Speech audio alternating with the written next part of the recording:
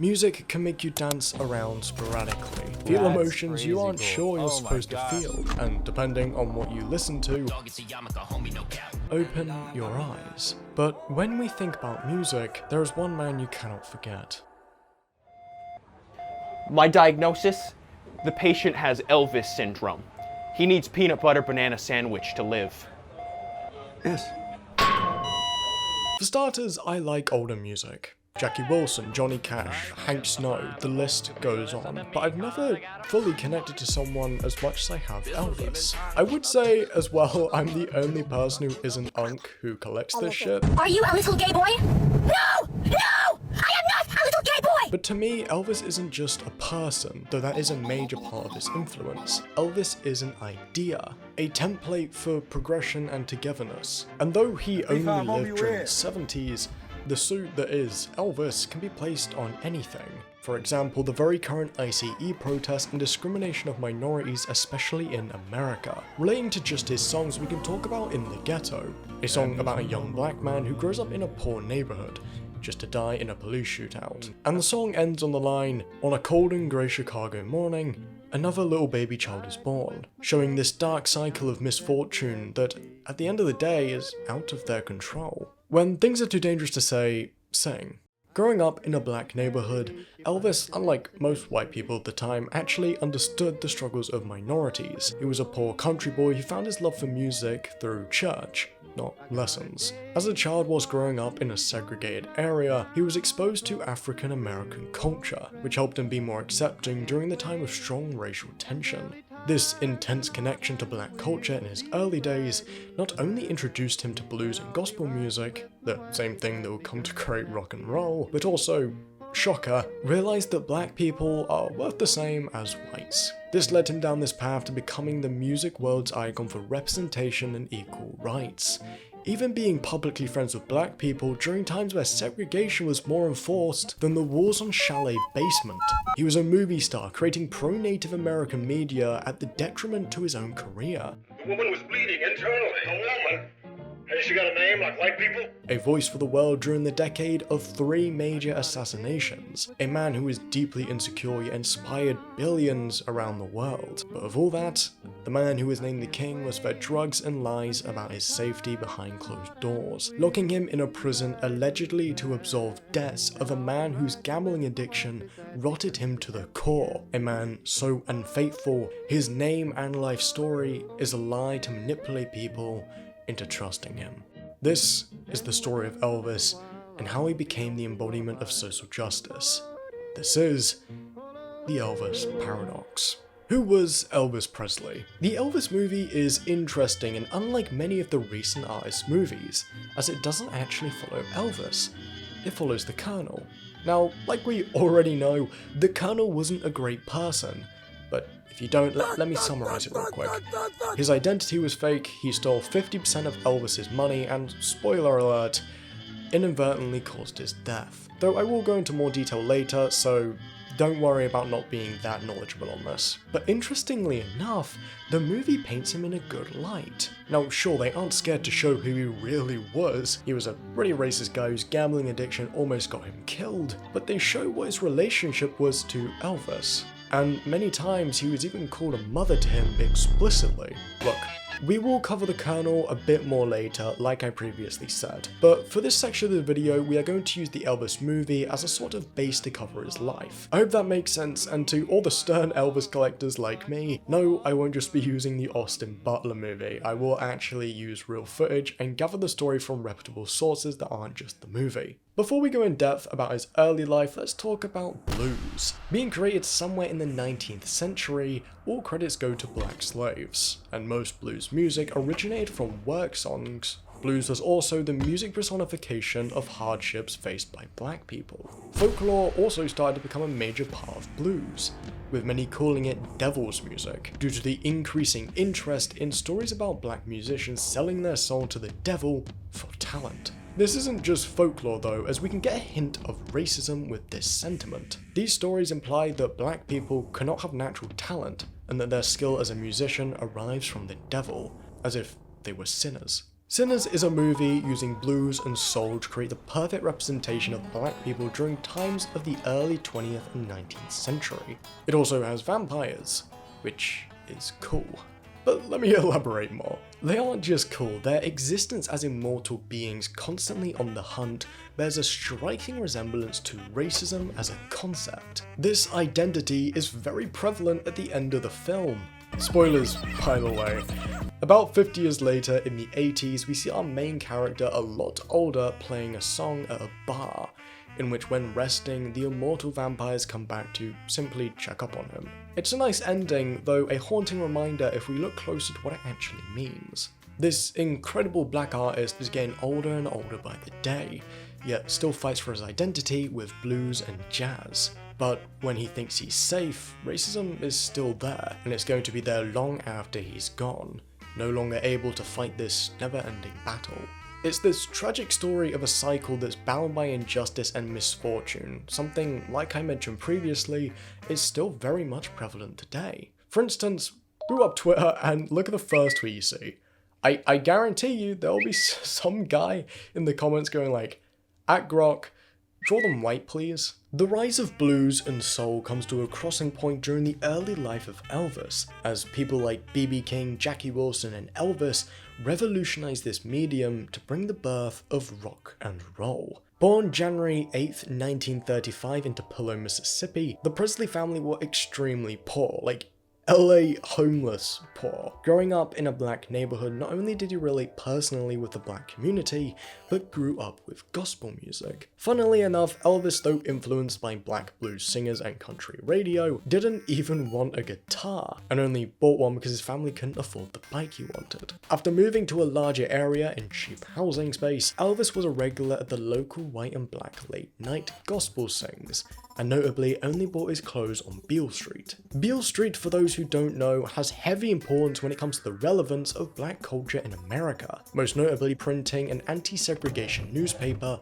at the very first Baptist church during the heat of the racial injustice. This is also a town that attracted many talented black musicians, most notably B.B. King, known as one of the three kings of blues guitar, and Little Junior Parker. In 1953, as a birthday present to his mother, he spent $4 at Sun Label to record a cover of My Happiness, and That's When Your Heartache Begins. This connection between Sun Label continued for the coming months, and though they spent many tedious days in the recording booth, Elvis couldn't manage to muster up a song, nor sing one competently that was handed to him, until one day he just reportedly broke into song, singing a sped up version of That's Alright by Arthur Big Boy Crudup, a large black musician before Elvis's time. This was the first of 5 singles Sun Label would record, and heralded as the first rock and roll song. At this point, Elvis's cover of It's Alright started to gain popularity, and this is where a key character comes into play, Colonel Tom Parker. At the same time, his crew, consisting of My Goat, Hank Snow, and a few others, were about to play at the Louisiana Hayride, where Elvis was to play just before them. Getting on stage, he sings his at the time hit song, That's Alright, to an excitable audience, most of which were women, of course, and this attraction caught Tom Parker's eye. Elvis was his destiny. After just a short time of touring along with Hank Snow, Elvis's growing popularity and sexy moves attracted not just young women but Colonel Tom Parker, eventually becoming his exclusive manager, ditching Hank Snow. Now this out with the old, in with the new trope was great at the time for Elvis, and during a period of heightened tension around anti-segregation ideas, Elvis was the perfect person to be the new. 1955. A big year for Elvis and America as a whole, because do you know what else happened this year? Rosa Parks refusing to give up her seat for a white man, eventually leading to a bus boycott, which inspired a man going by a little name of Martin Luther King Jr. In 55, Elvis also signed his first contract with RCA, a large broadcasting network at the time, with this meeting being organized by Tom Parker. And though it's still early on in their relationship, we can start to notice something. Tom Parker is an amazing promoter and at the time was revolutionary. So moving from a local record label to a more international one was a smart idea, but it also symbolizes how the Colonel is slowly pulling Elvis away from his roots. Soon after this signing, the next year they recorded Heartbreak Hotel together,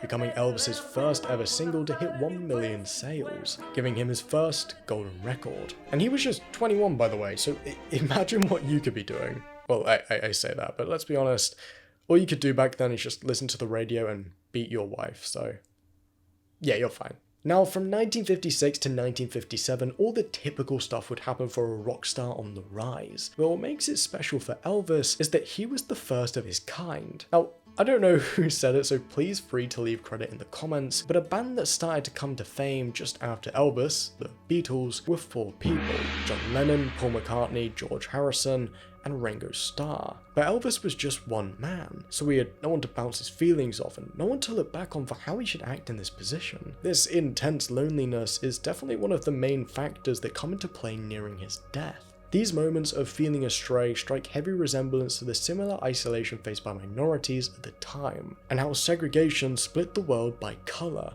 leading black people to be rounded up and forced into their own areas, something Elvis was well versed in whilst growing up in these said segregated areas. You see, that's why I wanted to make this video, because not only did Elvis change the world, he is also the embodiment of standing up to the injustice in the world in a time where the world is very dark. You can even put the Elvis suit on the very current ICE protests in America, which I discussed at the start.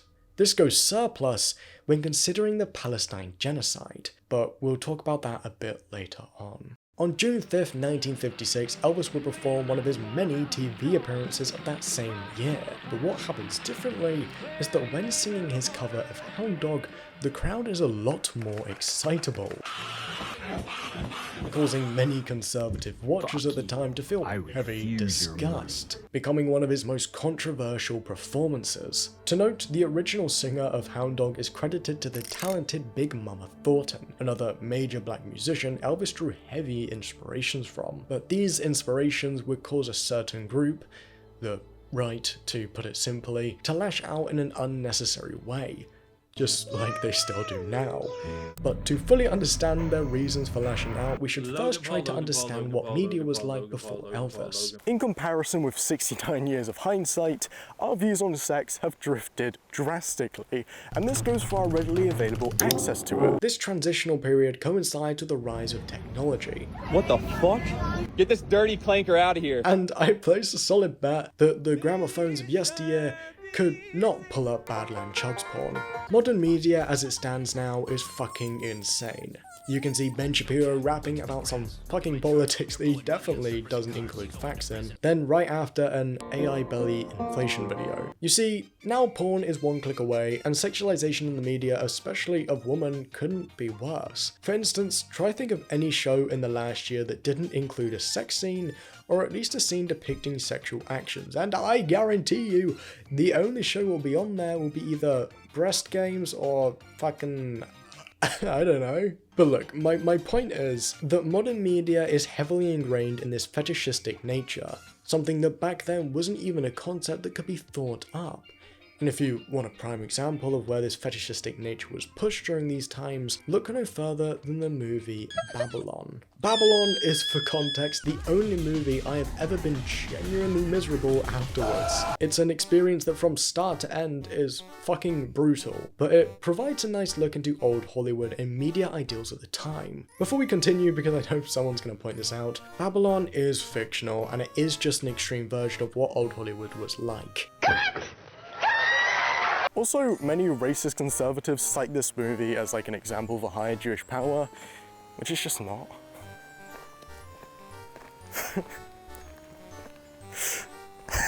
The movie follows 3 main characters during the times of silent films. One famous actor, one unknown actor, and one production assistant. During the events of the movie, we see how the shift in silent films to audible entirely changed the Hollywood atmosphere, causing this rift in time where people are left behind and others to thrive. The movie as a whole represents the danger of change and the brutalistic nature of mega-capitalist institutions.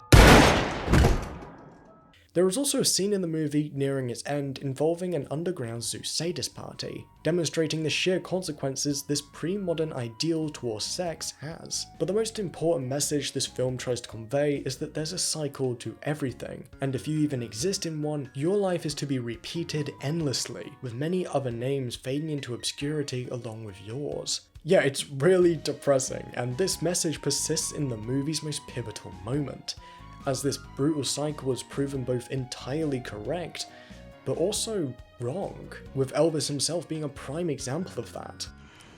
What do you want, Jack? I want to know why you wrote it. No. You want to know why they laughed. Would you like me to tell you? Why they laughed. Sure, Eleanor, why? There is no why. It wasn't your voice. It wasn't a conspiracy. And it certainly wasn't anything I wrote. There's nothing you could have done differently. There's nothing you can do. Your time has run out. There is no why. Stop questioning it. I'm on a dry spell. No. It's over. It's been over for a while. I'm sorry. You don't make anything. You don't know what it is to put yourself out there. You're just a cockroach. I've been counted out before. This Have isn't you new ever to stopped me. to think why, when there's a house fire, the people die and the cockroaches all survive? Jesus Christ. What happened was you thought the house needed you, but it doesn't. It doesn't need you any more than it needs the roaches. And the roaches, knowing this, crawl back into the dark, lay low, and make it through. See, but you held the spotlight. It's those of us in the dark, the ones who just watch, who survive. A house fire. And there'll be hundreds more like it, too. An earthquake could wipe this town off the map and wouldn't make a difference. It's the idea that sticks. There'll be 100 more Jack Conrads. 100 more me's. 100 more conversations just like this one over and over again until God knows when. Because it's bigger than you. I know it hurts. No one asks to be left behind. But in 100 years, when you and I are both long gone, anytime someone threads a frame of yours through a sprocket, you will be alive again. You see what that means? A child born in 50 years will stumble across your image flickering on a screen and feel he knows you, like a friend. Though you breathed your last before he breathed his first. This clip is right in the fact that everything has a cycle, and there will always be something else, but it's wrong in its relation to people. This sentiment both dehumanizes an individual, but also removes their self-worth as a person. This clip actually had me doubting my self-worth too when I first saw it, because in the grand scheme of things, even if I did make a great Elvis video, eventually someone else will step in, and only when someone chooses to watch my video will I be living on once more. But taking a moment to think about it, just because another Elvis video dropped doesn't mean mine's invalid. Both can exist without destroying the other, and that's what's wrong about this clip, both in meaning and reality. You see, Babylon, though I never want to watch it again and is set a decade before Elvis, the latter part of the film's representation of Hollywood and media at the time shows how sex is represented in TV. It's not. The closest thing we get to something sexual is the part where Nelly dances on the bar, which in comparison to now is nothing. But before Elvis, TV was seen as a family occasion, with all of the dirty stuff behind closed doors. So when you have someone going on the Milton Berle show doing this,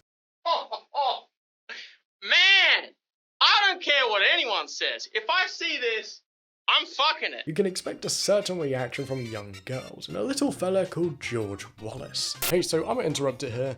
I had a bit where I talked about how George Wallace banned Elvis to perform in Alabama, but apparently that is just not true at all after further research, because the script was done a month ago, so I don't know what I was smoking then. But my whole point was that a lot of conservatives saw this as a threat to traditional values because he sung black music, and he also kind of moved pretty sexually on stage, which like I said previously, wasn't ever seen on TV up until this point. So that was just my point. Let's get back to the video. This culmination eventually led to Elvis being forced to rebrand, stripping away all he was to fit an ideal. I wonder what that reminds us of. On the Steve Allen Show, as part of a comedic segment, Elvis was forced to wear a constricting suit that limited movement while singing a dumbed-down version of Hound Dog to an actual dog. After this performance, Elvis would go on to say that this was the most embarrassing moment of his career. Forcing himself to be silly destroyed his natural confidence during the moment. Also, the fact that he's singing to an actual dog dehumanizes Elvis as a person, as in reality he's singing to what he's become. A dog for a greedy Tom Parker who's too scared to lose his showman and conservative nutjobs, terrified the nation will fall to what Elvis represents, black culture. Now I think this is a good time to talk about Colonel Tom Parker's identity. He's not trans or anything, but he lied about everything. The reason he's called a colonel isn't because he served in a war as many would come to think. It's because he helped a minor political campaign in Louisiana, demonstrating his immense talent for gaining influence. And that's not his only lie, by the way. Tom Parker is also a fake name. He's not even American. He's called Andreas Cornelis van Kruijswijk. He's Dutch. Now look, Tom Parker was incredibly talented at his job, and that goes without saying. And even if you didn't know who he was before this, you definitely knew about the I Hate Elvis badges, profiting both on hate and love. Something unseen at the time, and his incredible talent most likely caused Elvis and his surrounding flies to not really give a shit about his real identity. Tom Parker as well most likely enforced the new Elvis, as due to threats of TV appearances starting to rise, pulling Elvis into more political discourse, the Colonel's prized possession was at risk. Look at this fat ass, giant, morbidly obese squirrel. What are you doing? Just shy of buying his Graceland mansion for over $100 grand, which is pretty cheap, all things considered, while celebrating their first Christmas, a note slides through the mailbox. That note being his draft for mandatory service. While out on tour, Elvis takes emergency leave, as his mother has become deathly ill. Returning back to Graceland, she doesn't live much longer, dying on August 14th, 1958. As a mama's boy, he felt immense grief, and was even reportedly heard saying, "Oh God, everything I have is gone." The movie Elvis has a pretty cool take on this moment, as Colonel Tom Parker is sent up to deal with Elvis, and is now seen as his mother, symbolically representing what he's become. No one could never replace her. But you listen to me. From this moment on, anything she would have done, I will carry out in her name. Now I didn't mention this at the start, but Elvis was born a twin to a stillborn brother who was called Jesse. This caused him to want to live his life to the fullest, doing everything for his brother. This is something that Colonel Tom Parker would heavily abuse to gain control over Elvis, especially in his later years. And alike this fact, now the movie is explicitly telling you that Tom Parker is taking advantage of this fact to emotionally manipulate Elvis, now with his mother's death. Though the military years aren't that interesting, it's important to take note that America respected Elvis a whole lot more, as this supposed rebellious teen has been straightened out, becoming more patriotic, and therefore more acceptable in the public eye. And that's what's wrong with America at the time, and to some extent still now. Just because someone is supposedly patriotic and loves America doesn't mean they're automatically good. Look, Elvis is one of the rare good ones, but when you look at the January 6th riots, for example, most on the right are seen as heroes and liberators, with many being pardoned by Trump who had previous records, most of which being sexual assault and this goes for IDF soldiers too. They're not heroes, they're genocidal maniacs who happen to be and hold right to rallies. A legal organisation representing 4 of the reservists accused of said they acted in self-defence. But this chapter is mainly about Elvis, so we'll talk about the genocidal maniacs in about 30 minutes or 20 minutes or 10 minutes. I don't know how long this video is going to be after I've cut down the audio, to be honest. He also got his black belt in karate at this time, so that's cool. Near the end of his service, during a party hosted by Elvis, he is introduced to someone he would come to know pretty well. Priscilla. Though Elvis was away for a long time, someone wasn't. And like a good promoter, Elvis, the movie star, was born. After just a few months, Elvis was on track to star in his first movie post-serving in the army, GI Blues. Funnily enough, this movie starts with Elvis driving many tanks, something he did mainly during his short service. Also, this guy looks like Dave Franco, not to be mistaken with the other one. And living up to the name, they are GIs who play blues, playing in local bars, scraping up enough to hopefully buy their own nightclub once released from service. Not having the money, they bet 300 buckaroonies that his friend will be able to court the hot dancer at the local nightclub. I'll make that deal.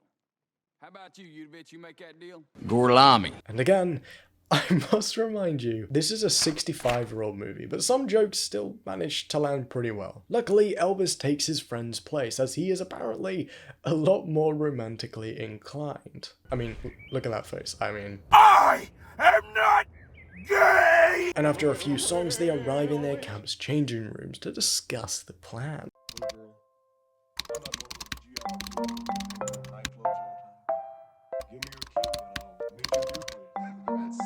Getting to the bar, we see who this mysterious dancer is. Unlike the childish men, in this moment she is very elegant yet controlling. And unlike how many women are presented in media at the time.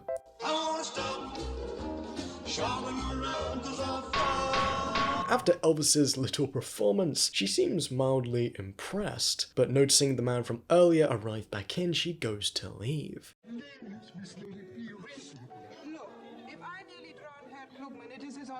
Will it hurt to sit with him and smile a little? Going into this movie, I thought it would be just like every other movie of the time. Just man gets with woman, but with Elvis. And to some extent, it is. But all things considered, now brace with me here when I say this, it's quite woke.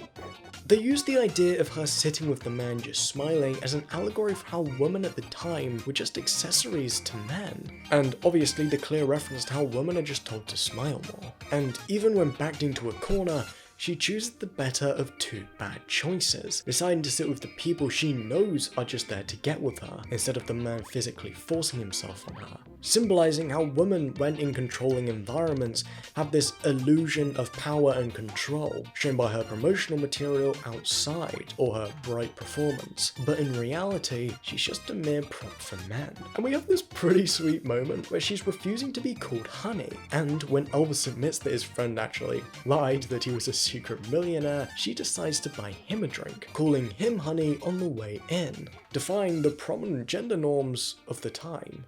Come on, you poor millionaire. I'll buy you a drink. Honey? Personally, I can't stand it. What were you doing with Europa then? Well, I was lonely, Tina. Neither one of us with a cozy apartment to invite the other one to. And maybe listen to records on the gramophone. I have an apartment. This character is the embodiment of what I believe the point of the film was trying to make. Manipulating women is kinda bad. I know, pretty hot take. And in a film revolving around the manipulation of a woman to get a short cash prize, it isn't a far stretch. And we see this lack of self-awareness in Elvis during this scene, as he can't seem to grasp that he's scolding his friend for a less presentable version of what he himself is presently doing. And the film literally says this 5 seconds later, so I'm not just like taking this out of thin air.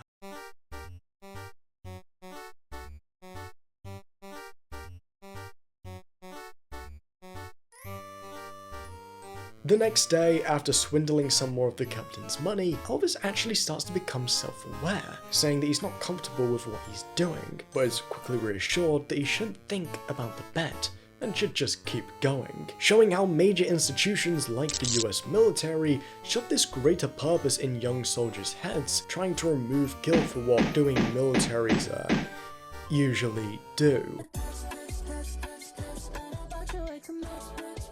Getting to their, technically, second date, they share a moment where they describe what they initially thought about each other, and she opens up by saying that when approaching their table, they were just two other men to watch out for, representing this very real struggle of women in the entertainment industry. I'm just free-spirited. It's so nice to see you. And he wraps his arm around me and comes over and tweaks my left boob. Nice to see you. Always having to look out to see if there's a man needing their attention. Interestingly, Elvis is pretty open about how he interpreted her, saying,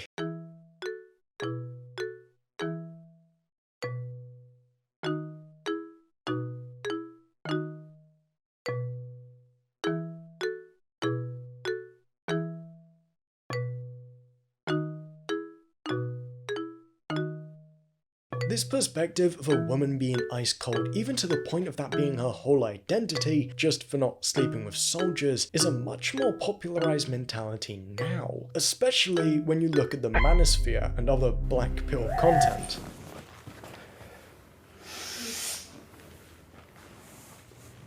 You know what I'm saying? But what I'm mainly talking about is the incel interviews they do on the LA Strip, catching drunk women just to publicly humiliate them.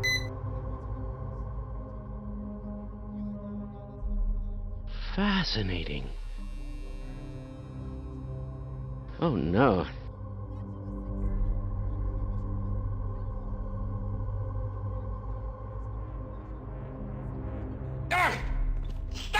But it's fine, they deserve it, right? Because they're hoes who are too self-entitled. What does a man do, Walter? A man provides for his family.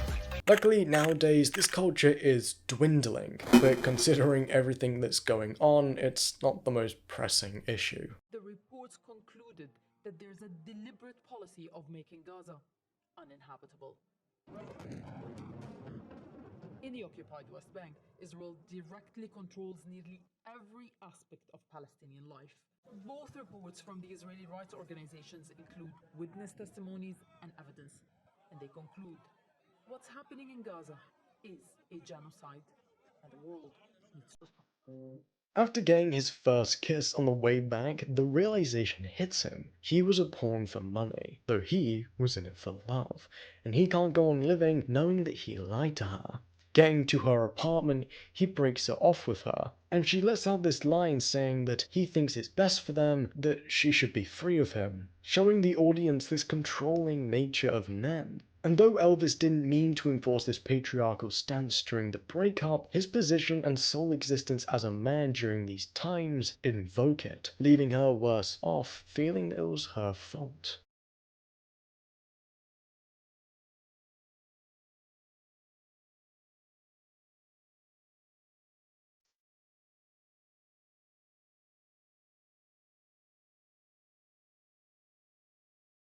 Contrasting her first performance, she's now all in black, as the lighting is taken a more reddish tone, cementing her emotion during this elegant dance. It's also cool to note that unlike the last time, instead of waiting at the bar, she quickly leaves from the back, most likely unable to hold her emotions in to keep up her public persona. We can link this to the idea that women are supposed to keep up a public persona, and are always expected to look and act a certain way. With nothing to do in the wake of their break, Elvis is invited to his friend's house, and is surprised with the news that he is going to be a babysitter.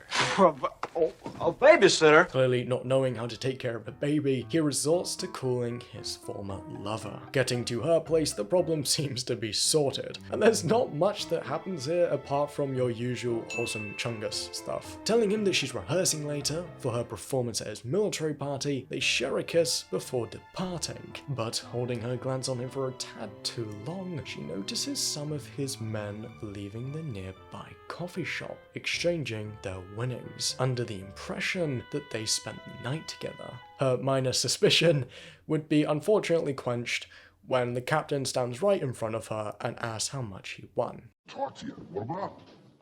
You're asking me what about who won the bet for us?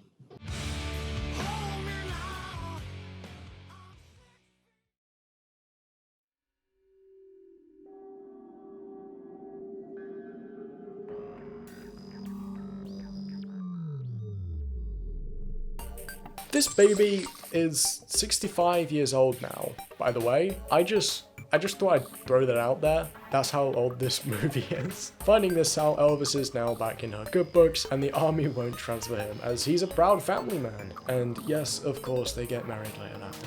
Now look, I will admit the ending is not that great.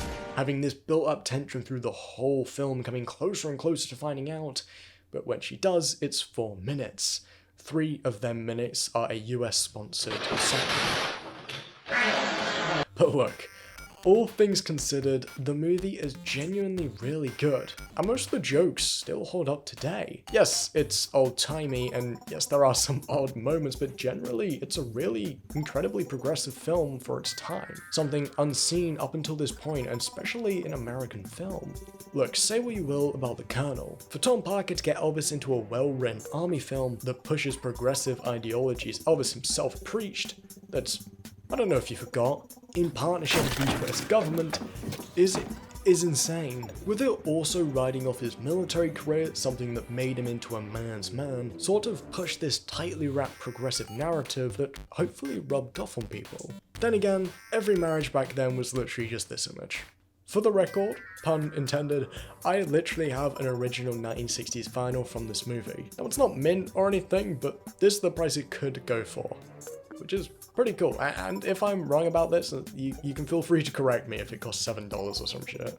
I'm still happy with it. This album on release also got #1 on the chart, staying there for a whole 10 weeks, something unseen even today. Like G.I. Blue's, Flaming Star is incredibly progressive, and I'd say a lot more so when considering the current climate of Western America. Set in the 1860s, Flaming Star introduces us to an absolute club banger during the opening. The song's lyrics about eventually finding his Flaming Star hints to his eventual outcome. Now look, before we go on with the plot, I must say that this film is a standout in Elvis's movie career. It's a lot more serious and is said to be one of his best roles. Not only this, but Elvis isn't just used as a tool to drive the plot with songs, as there hardly is any songs, more focusing on the narrative and sensitive subject matter at hand. In Flaming Star, Elvis plays a character who is half Native American, causing the family to be almost entirely outcasted by the local townsfolk. His mother is full Native American,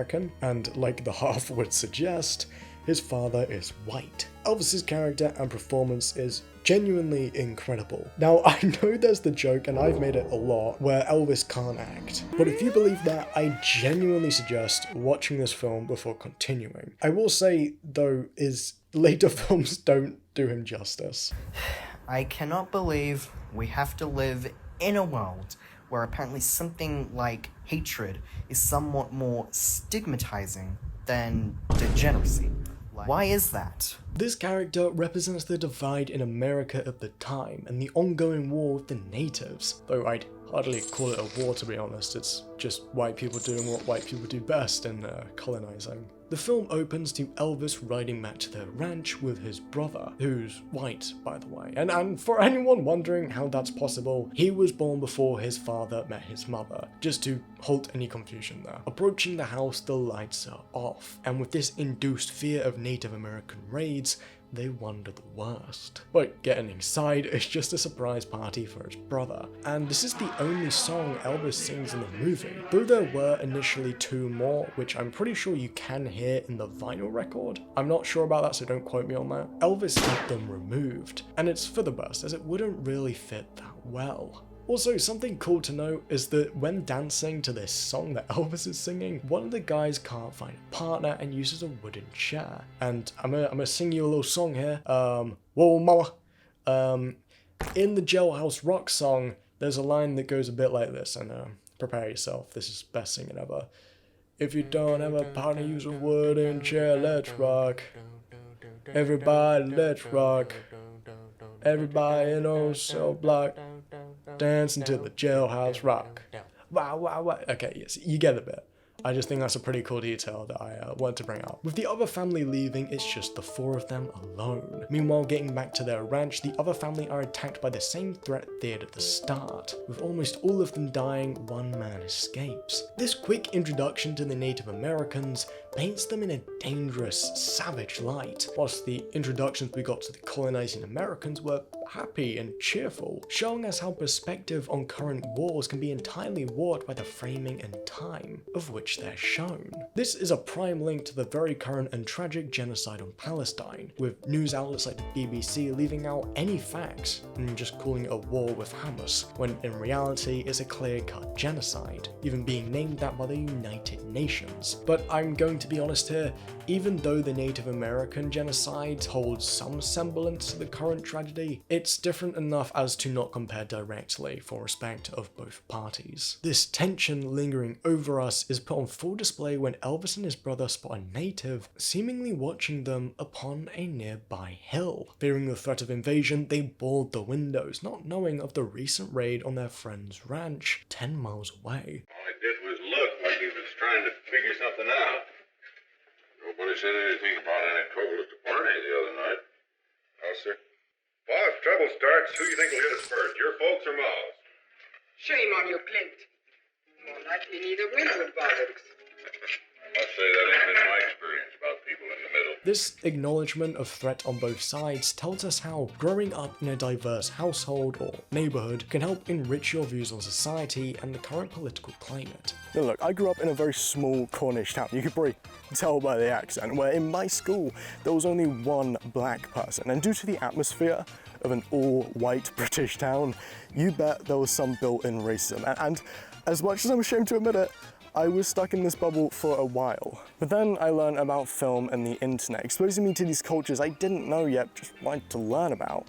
And that's why I love Flaming Stars so much. During the 60s, I'd imagine many young men and women fell into this bubble I was in. And growing up in 60s America, where the KKK was 2 blocks down from the local theatre, you can imagine the racial implications. Well, you don't have to imagine, it's actually very well documented.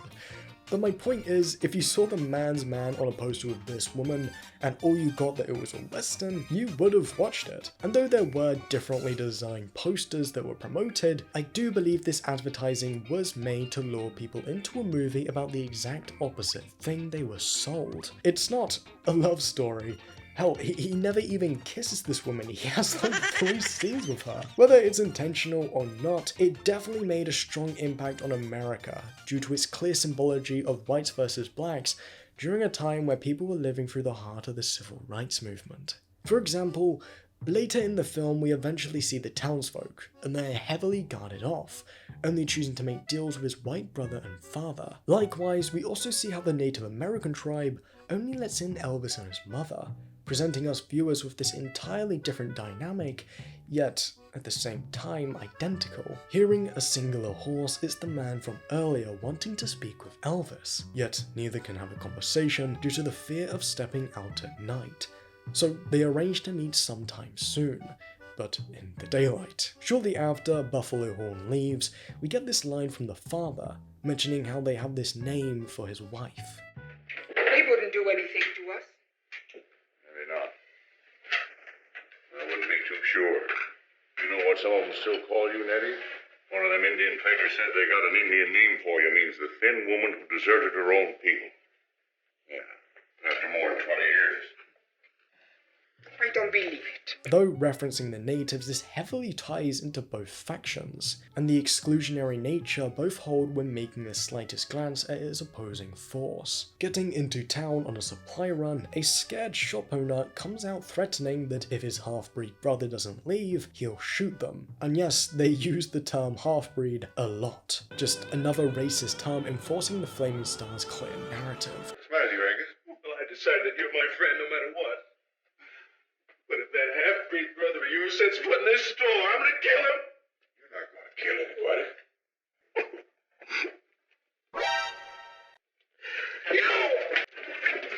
Don't make me shoot you, Angus! He's not Angus, he means it! You better get out of here. Both of you. You both crazy? No, we're not crazy. Maybe just smarter than before. What are you talking about? Kyle was hit the Howard place the night of the party. And of the whole family, you know how much the men found in the ashes? 1 hand! One of Dorothy. Now he's out making a coffin for her. Just to bury your hand, then. They didn't hit your case, though, did they? No.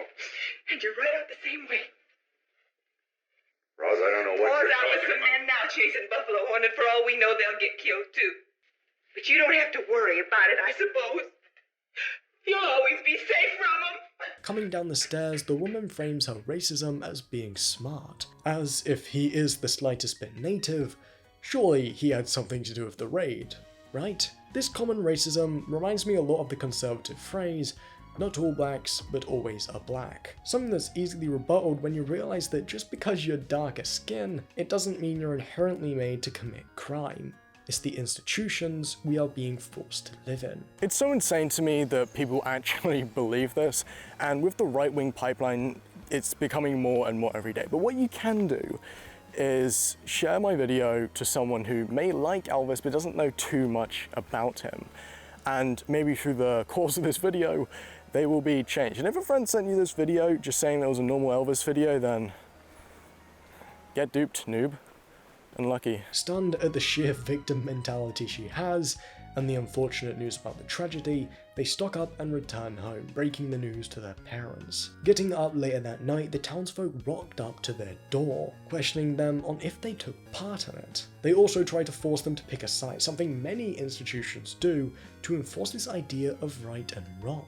After some harsh discourse, frustrated with the off comments made against Elvis, he fires a shot at him. Leaving, they start shooting the cattle, a clear reference to the fact that Americans actively hunted buffalo as to deprive natives of a food source. It was so bad, in fact, that not only did most of the killed buffalo not get eaten, they also were killed so much that the species came record close to being extinct. After a few days, a group of natives come riding to the house, almost identically to the Americans, but unlike the whites, they come in the light and obey his wishes of talking alone, putting the natives in a higher position of formality, something the whites try to strip them of. The conversation quickly turns aggressive, as when asking him to join his small army, Elvis refuses, only resolving the issue momentarily when his mother suggests they should visit the camp. Doing so, we see that this tribe that's been vilified by its surrounding people are extremely civilized, and unlike stereotypes, are the same as whites.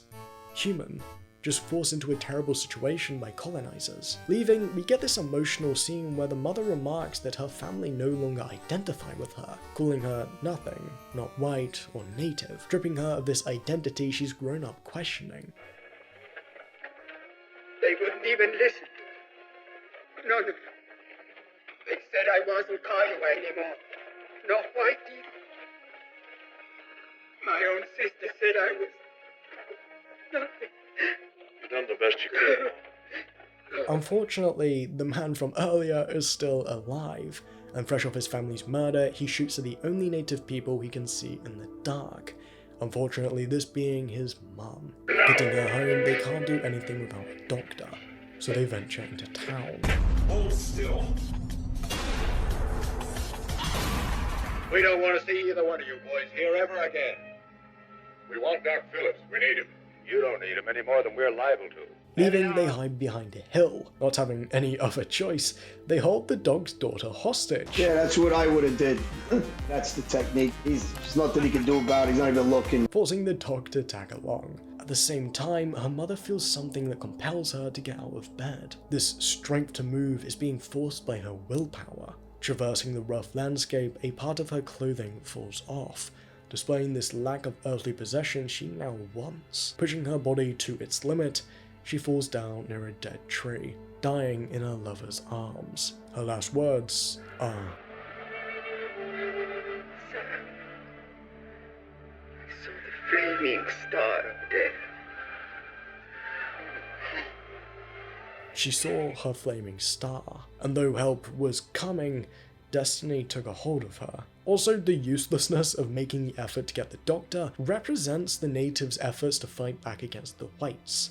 No matter how much they do, it's never enough. Stricken with grief, he lashes out at the only person he can. Leaving, this self-isolation has broken Elvis down into his core identity, his race.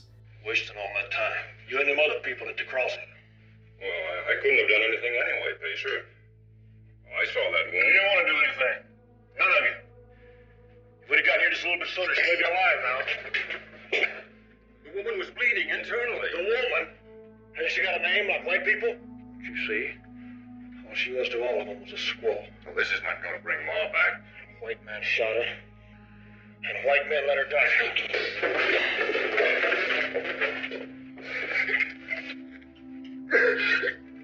Please, Pacer. Crockett. Please.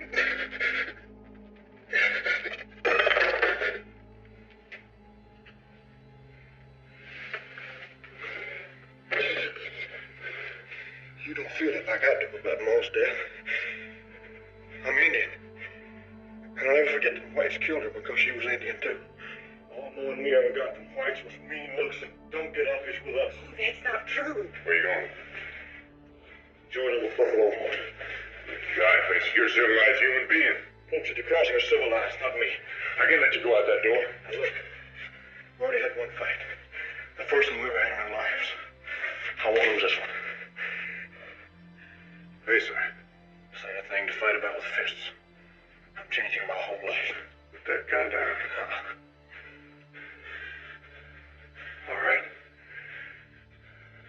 You can draw that gun and cock it.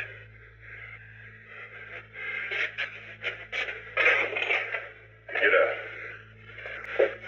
Saying goodbye to his father, we get one of the greatest quotes in film, something that still stands proud today. Back to Ma's folk. I'm sorry. So am I, but I understand. Never come to my mind that it'd be like this when I married Nettie. I guess folks ain't never been fair with you, Pacer. They take a man for what they think he ought to be, not for what he is. I ain't blaming you. I know. You're a good boy. I've always been proud of you. You do what you have to do. And with my blessings, no matter where you go, whatever happens. All right, son. Talking with his last son, he mentions that he's right back at the start again.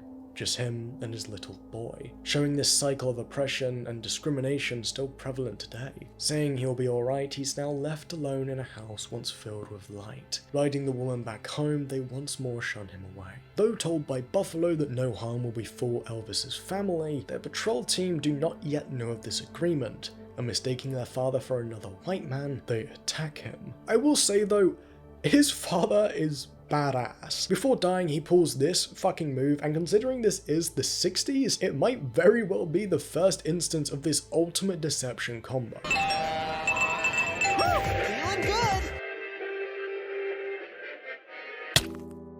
Addressing the damages, his son finds his father laying dead on the ground, now mourning both of his parents and his brother. Speaking of Elvis, he is on his very first raid.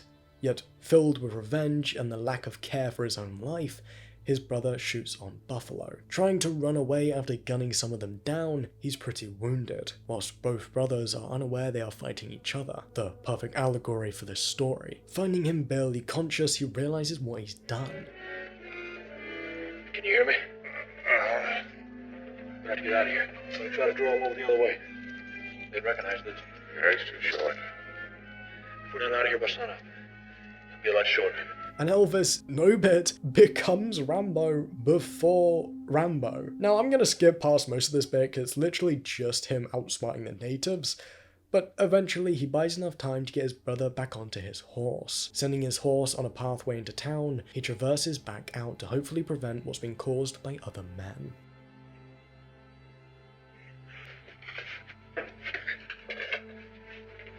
How long have I been here? Since last night. Get me a horse. Rider coming in. Looks like he's bad hurt.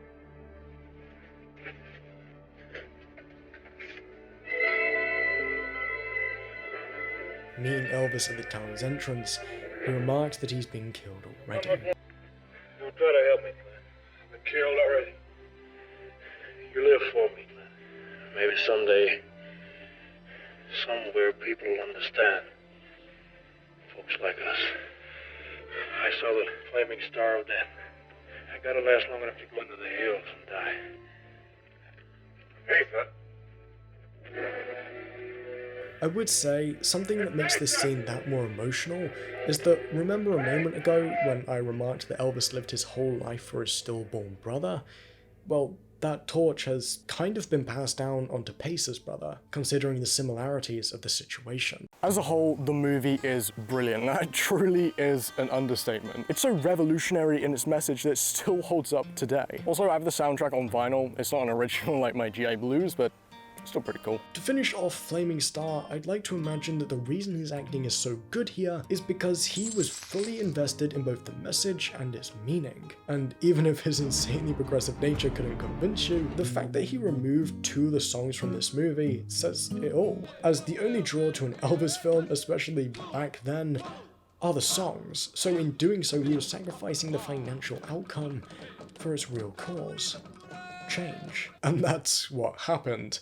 It was well received, but nothing like GI Blues, and even in the years after, it didn't come anywhere near to his later films. It was also banned in South Africa due to its interracial themes, but let's be completely honest with ourselves, when is South Africa not racist and disgusting? Positively though, Elvis got recognition from a popular tribal council for his positive portrayal of natives, creating a film no one dared to make during that time. Also, funny thing to note is that 2 years later at a screening of GI Blues in Mexico, there were some angry watchers, tearing seats, smashing windows, causing Mexico to ban all Elvis movies. And I bring this up because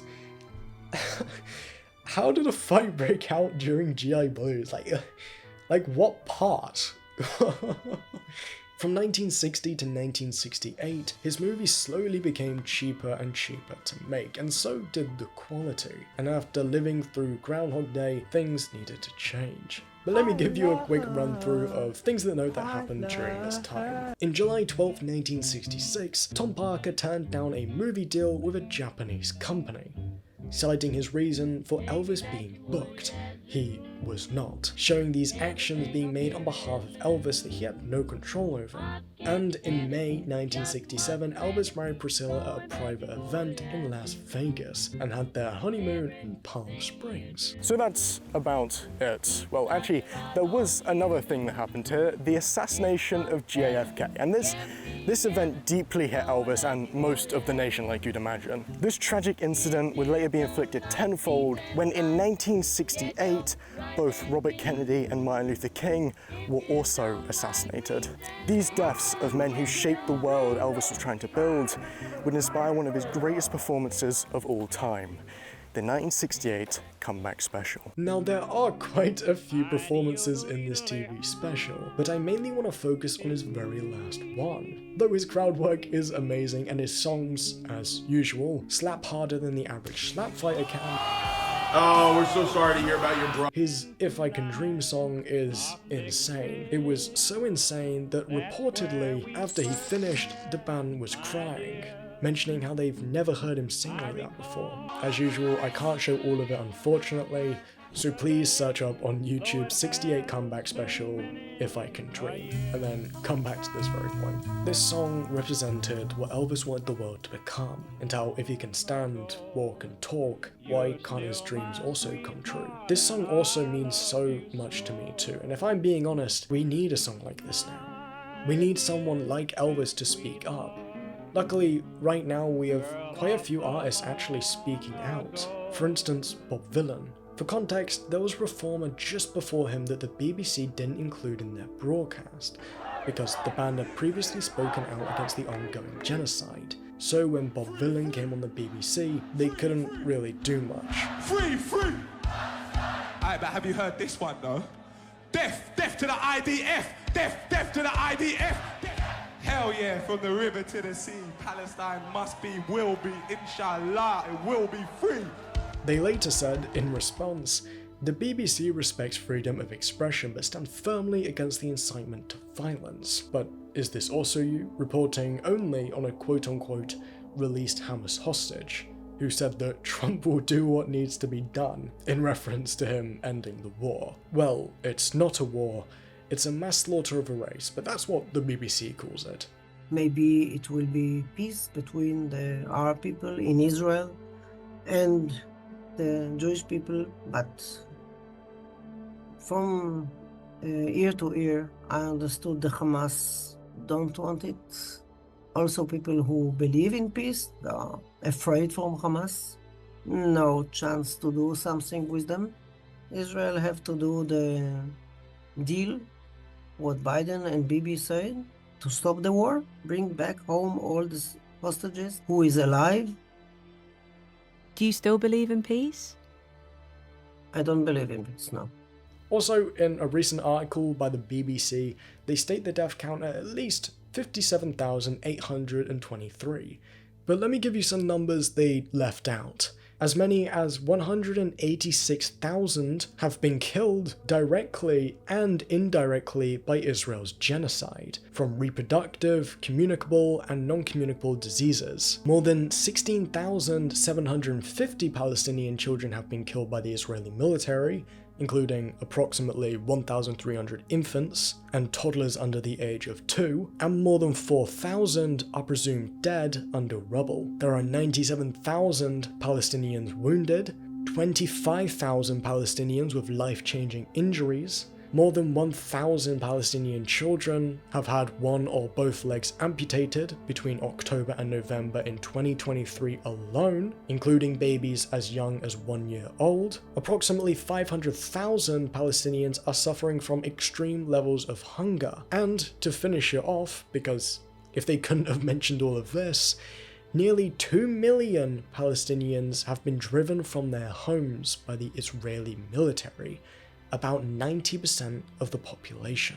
And that's leaving out the 1 million out of 2.3 million in their population that are getting infections that they would never normally get without this genocide. And I know that was a lot of numbers and facts, but I really have to stress this when I'm talking about this situation, because these news sites just won't report on it. So no, BBC, you can laugh at the little IDF Hitlers hitting the gritty and your favourite TikTokers pretending to be dead Palestinians, but what you can't do is lie. And unfortunately, with the current state of the world, that's all big corporations can do. And this cycles back to my main point.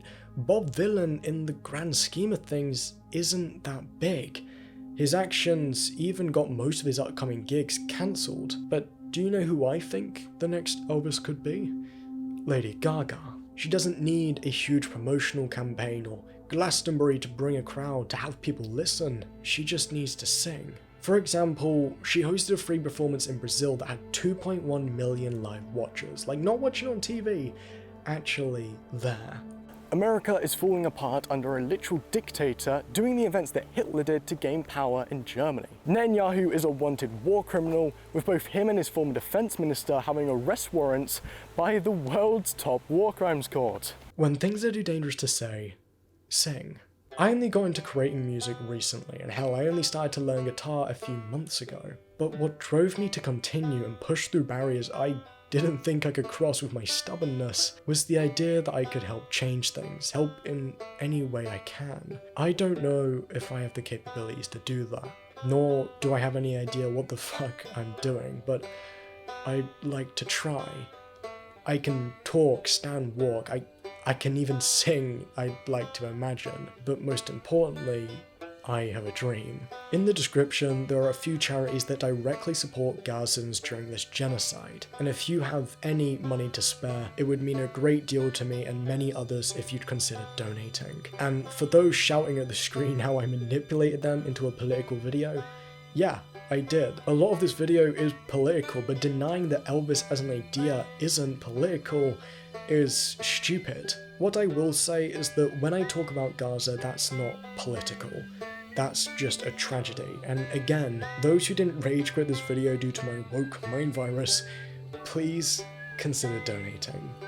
Thank you. Las Vegas, baby. Let's change the mood a little bit here. When you think of Las Vegas, what do you think of? Gambling. The GOAT, my esports. You know who was the FaZe Banks of gambling? Tom Parker. This addiction apparently caused him to get into some heavy debt, leading to him making a deal with a freshly opened international hotel to have Elvis on for 5 years. This signing was for a pretty small penny, only $1 million a year. And I know that sounds like a lot, but for the most famous man in the world, that was nothing. What people have suspected, and the Elvis movie specifically shows on screen, is that Colonel Tom Parker signed this deal to not only ground Elvis in the US, knowing about his worldwide ambitions, but to have all of his gambling debts absolved. And by judging by this story, I'd say that's probably the case. By the way, I would have shown the clip, but copyright doesn't want me to show it. I said, "Colonel." He said, "Where is he?" I said, "Well, he's in the bedroom. Let me tell him you're here." He said, "No, I'm going right in." He opened the door, and this is what I saw. Elvis is in the bed, semi-conscious, and he was moaning. He was in such bad shape, and Dr. Nick was dunking Elvis's head into a bucket of ice water to revive him. The door closed, and I thought immediately, okay, this is good, this is good. Now the old man, Parker, is going to see what's going on here. 90 seconds later, the door opened up. Colonel Parker walks up to me. We stand toe to toe, and he stares coldly into my eyes. He says, "Now you listen to me. The only thing that's important is that that man is on stage tonight." By the way, I have to mention this because I showed a clip from this documentary. This documentary is very weird, and many people have actually pointed this out apart from me. Most of the people they interviewed were the same people helping Tom Parker drug Elvis near his death, mooching off all he owned. And you can tell they're salty. Watching this with no idea who Elvis was, you get the idea that he was a sexist, pedophile abuser, when in fact everyone who didn't mooch off him and were also extremely close say the exact opposite. Now, I don't want to spend too much time on the Las Vegas era as a whole, but more specifically on what happened in the background. But before that, let's talk about an event he did during this. An event so big, it got more viewers than the Apollo mission, and is still the most viewed satellite broadcast in history. Aloha from Hawaii. Being the first of its kind, it got a whopping 1.5 billion live viewers. And like I said before, you can call Tom Parker a killer, a degenerate gambler, but what you cannot call him is stupid, because he was, in fact, very smart. Being not only a pivotal moment in his career, it was a pivotal moment in the world. Now, as sad as it is, this was the only time his dream of performing for the rest of the world would come true. You can also see how good he was at crowd work. Coming to the end of his Las Vegas deal in mid-1975, Elvis did try to leave early, wanting to cancel 2 shows due to his increasingly bad health issues, but Tom Parker insisted that he perform, likely using his stillborn brother as a tool, causing Elvis to be hospitalized for 3 months. Now let's cut to the chase. After divorcing Priscilla and being forced to live practically in Las Vegas, he was mentally fucked. Not only was he fucked due to his unconsensual separation from his family, he was also constantly drugged up as to not miss his performances, something all of his friends enabled. This bloated, fat man, unable to stand, sat down and sung his most beautiful song yet.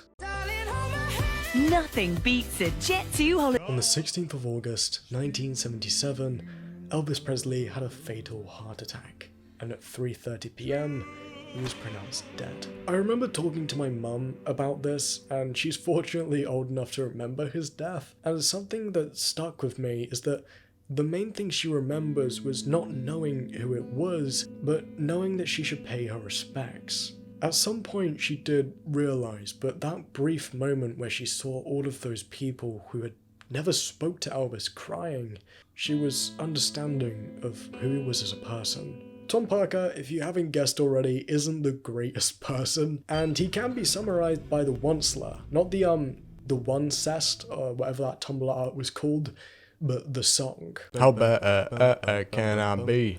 I'm just doing what comes naturally. How bad can I be? How bad can I possibly be? There's a principle in business that everybody knows is sound. Says the people with the money make this ever-loving world go round. So I'm bigger in my company, and bigger in my factory, and bigger in my corporate sign.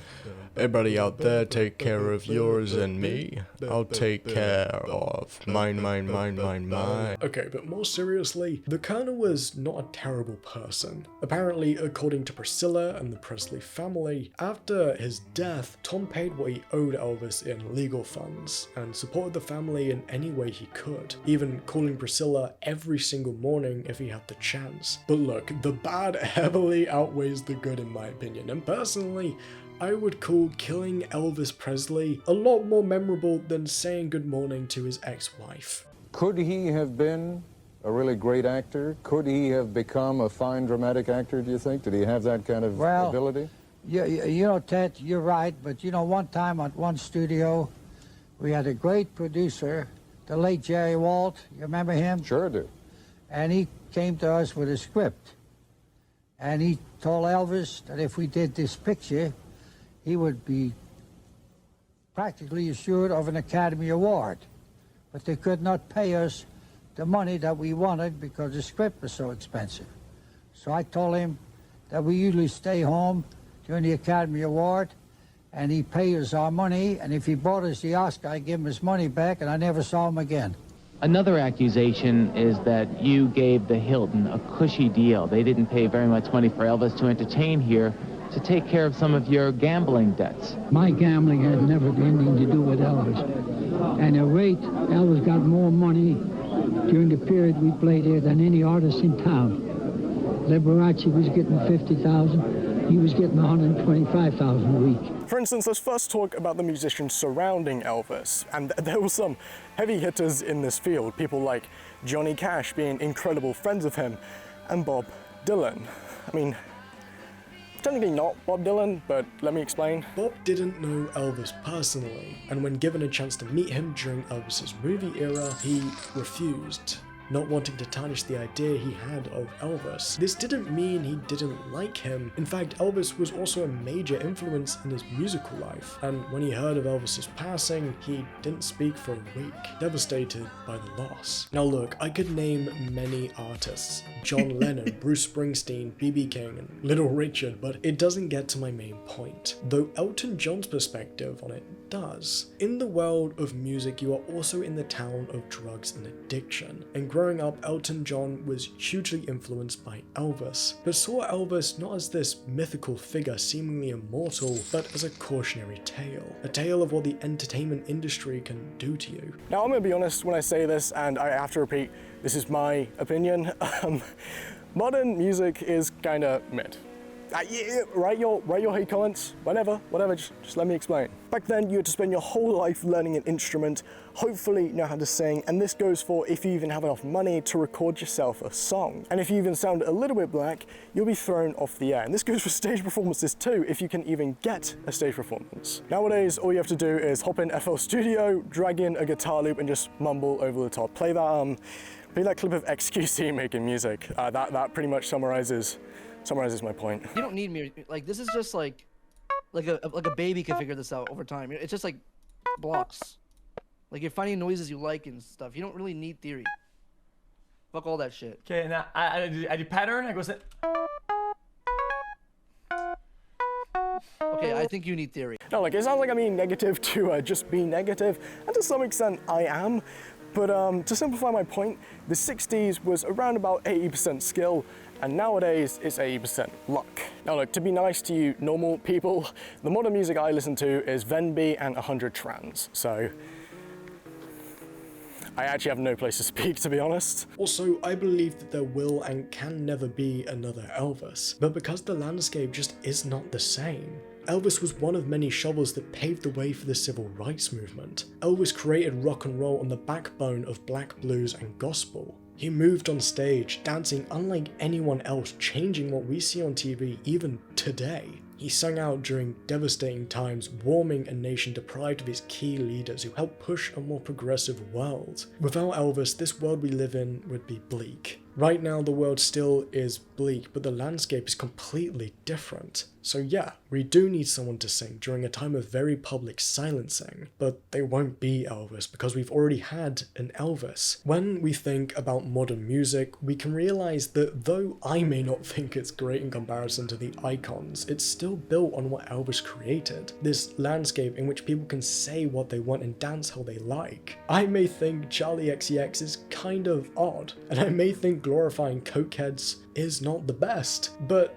I like that it exists, because someone likes it, and that's all that matters. Music is created to change minds, warp perspectives, listen to while you're just doing the laundry. All music matters, and all music has purpose to someone.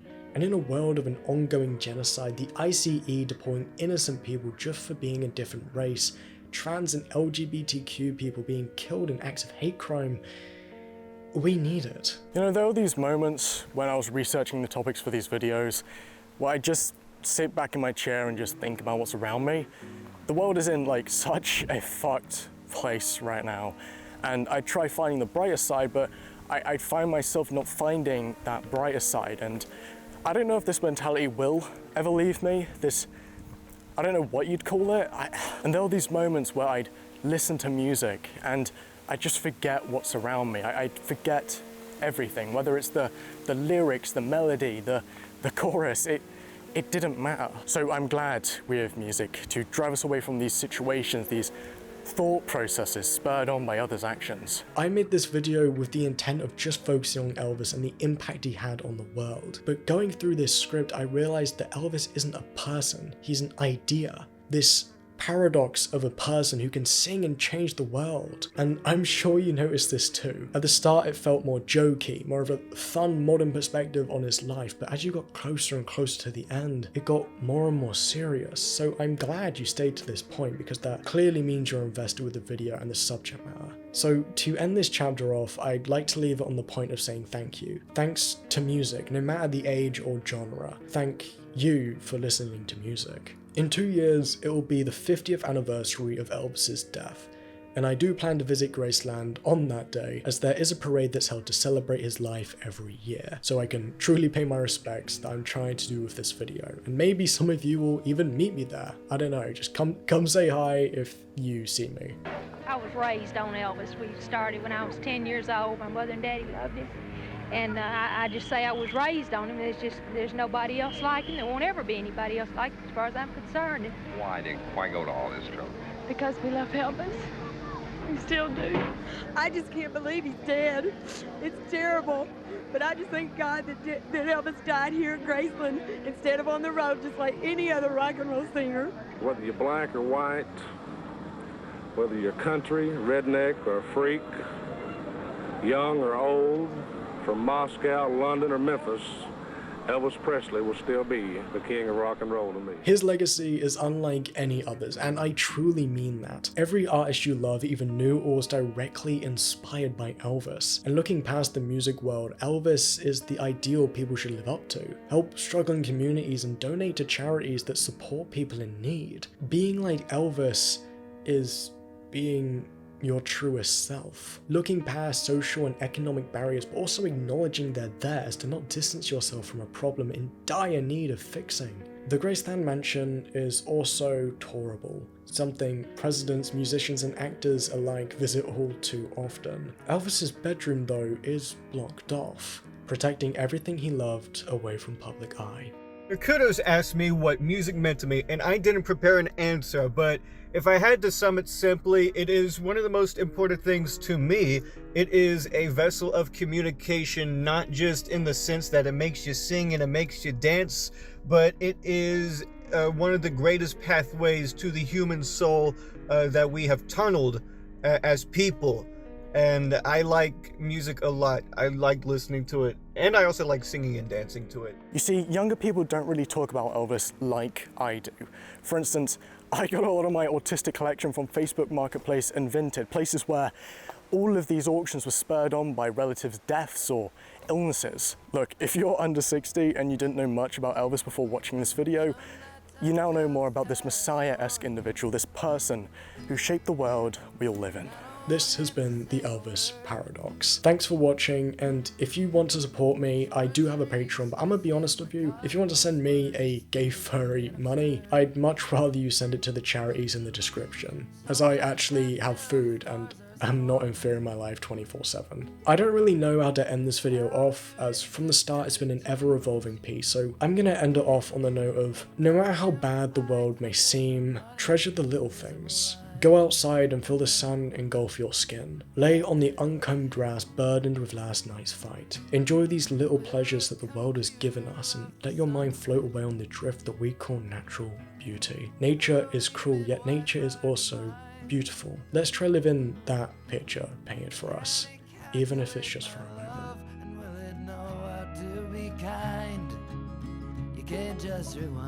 I'd just like to say before anything else that it's a great privilege to do this satellite program, and I'm going to do my best, and all of the people that work with me, to do a good show. It's just pure entertainment. No messages and no this and that. Just try to make people happy for that 1 hour that it comes across. We do that, but then I think we've done a job. Ain't that something? Guess that's the fun in living. But look at this fucking... Look at that! That's fucking awesome. Because we speak the truth.